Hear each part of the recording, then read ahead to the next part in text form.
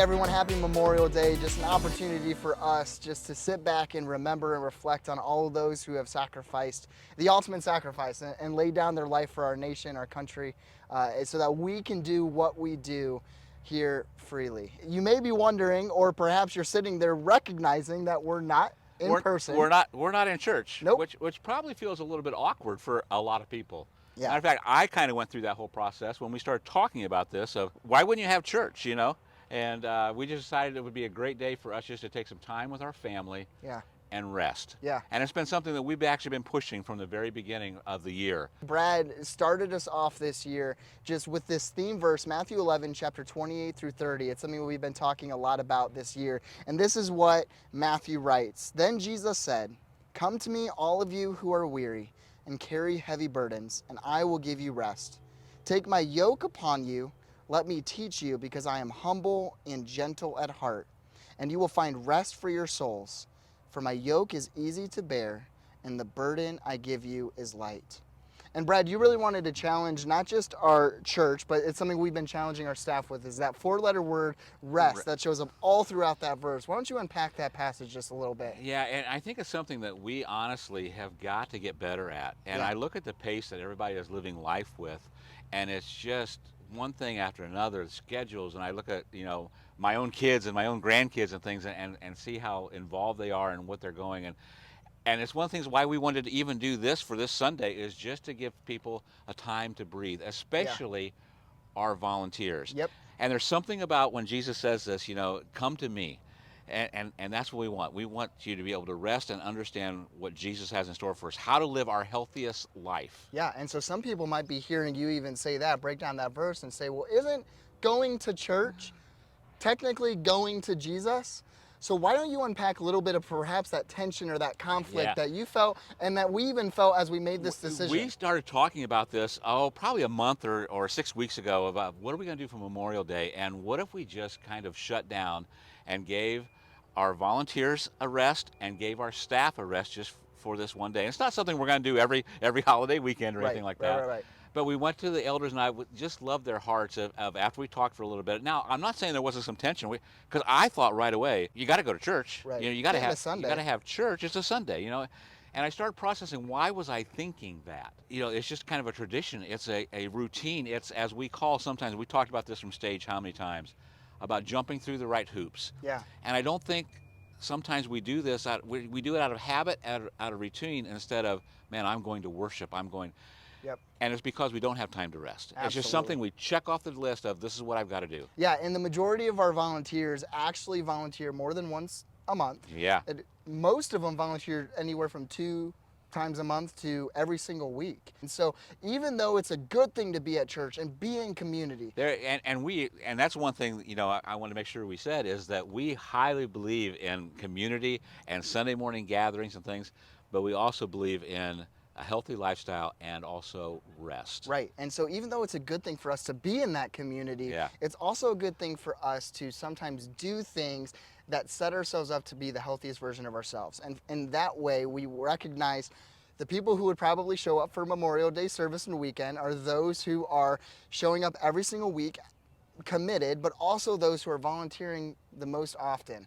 And we wanted to be able to give those people a chance to be able to rest, spend time with their families, so that we can really lean into that passage that we're focusing on this year. Because it's not just physical rest that we're talking about. No. This passage that Jesus is talking about is rest for your souls, which in large you can't be healthy in if you are not physically meeting the demands that your body requires. Yeah, let me ask you a question. What are some of those things that you would say are important to do exactly that? Because I don't know if we understand that whole concept of rest for our souls. Yep. What are some of the main things that we need to do to make sure that our souls are rested and that we are the healthiest version of ourselves? Yeah, so a lot of times when you're thinking about physical rest, you're thinking about taking a break from work, taking a break from exercise, maybe eating healthier, perhaps those things.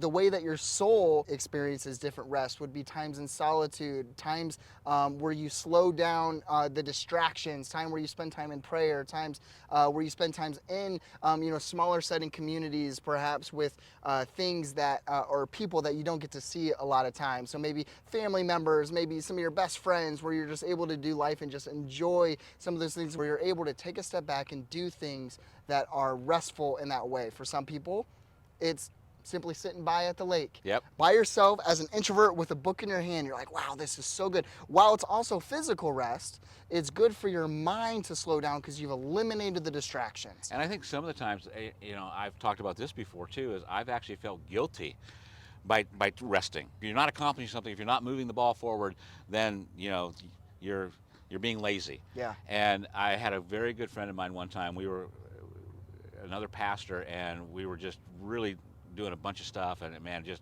overwhelmed. And he said the most spiritual thing we can do sometimes is take a nap. Yep.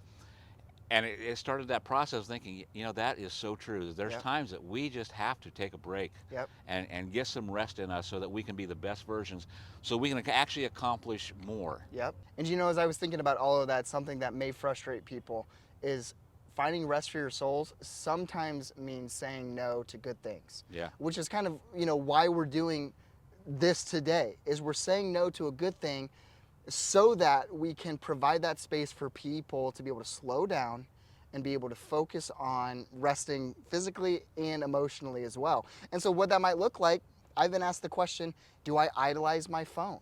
Do you idolize your phone? And the easy way to figure that out is, could you turn your phone off for an hour and not use it? Okay? You might even think, oh, I can make an hour. What about 3 hours? What about 6 hours? What Yeah. about an entire day? Now, again, you could go on with them. What about a whole week? What makes it an idol? That's something that you have to come to terms with. Yeah. But I think when it comes to rest, again, especially for your souls, it's about eliminating the things that take you away from Jesus, eliminating those distractions.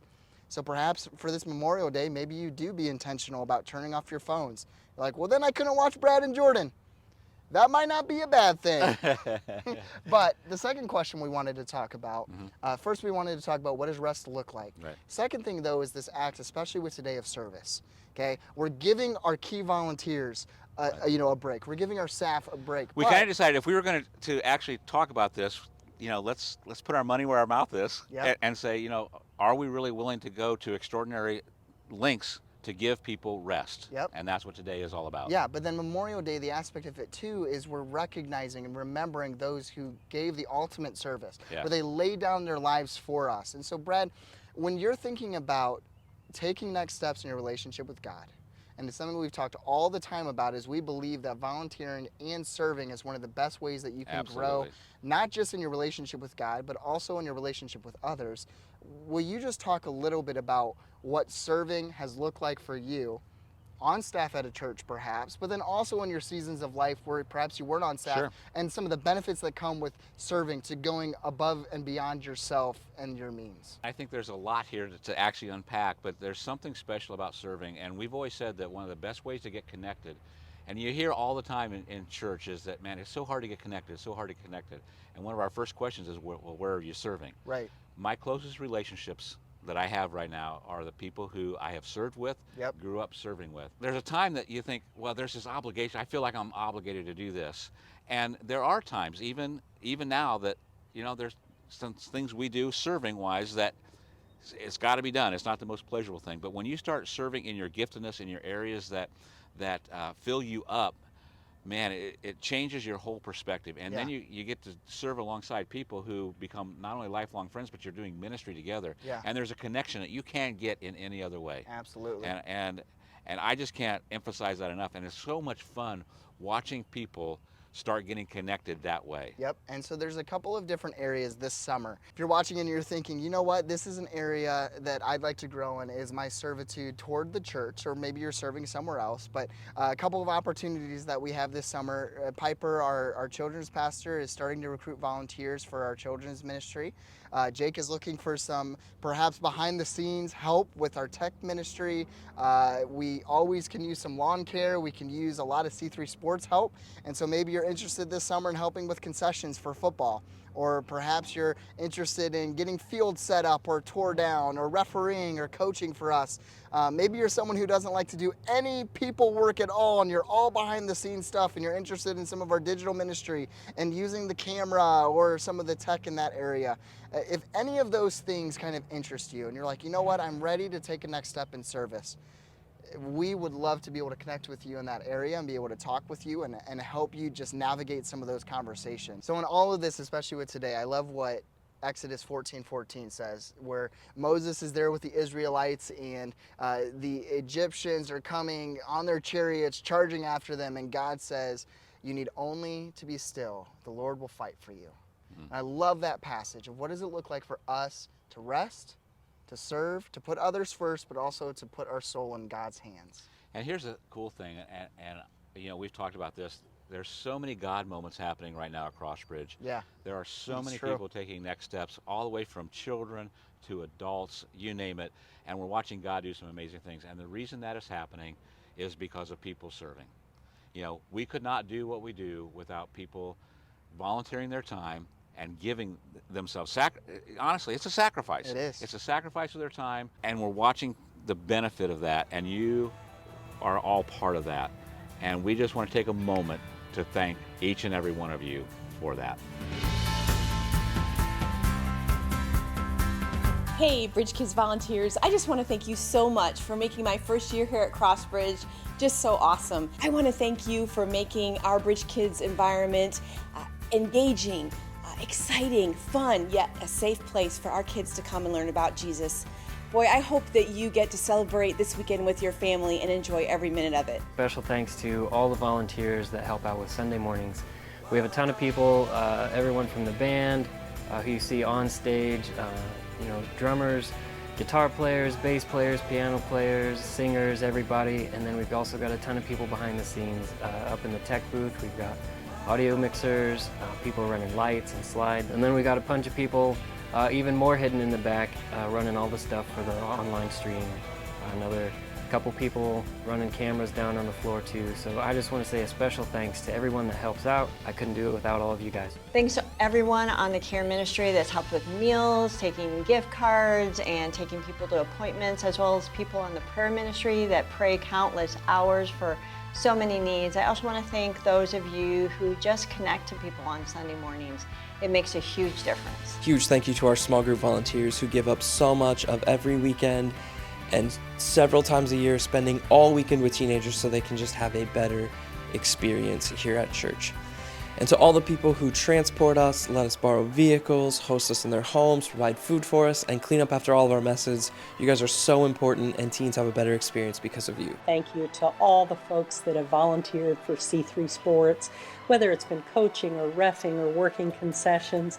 It's a team, and we appreciate your help in making it happen. I just want to thank every single person who does the odds and ends or just kind of the spur of the moment jobs that we need throughout all of the year, whether it's separate events or some extra cleaning, or if somebody gets in an accident and needs just a ride somewhere, or the car breaks down, or there's so many people throughout the year who just help in different ways that don't necessarily get the recognition that they deserve. And so thank you so much to our entire church who steps up to serve and help people be the hands and feet of Jesus. Thank you to our elders who put in lots of hours behind the scenes helping us to guide and lead the ministry here at Crossbridge. I want to thank some people behind the scenes, people who do things like clean bathrooms or clean offices, paint the walls, change air filters, just light bulbs, you name it, things like that. We couldn't do things without you. And then there's a mowing team who comes out every week and mows the grass, makes things look great around here, saving us countless thousands of dollars, honestly. And then event teams. We have one coming up next week, where people come out and set up and tear down and cook us some great breakfast. Don't miss that one. That's going to be awesome.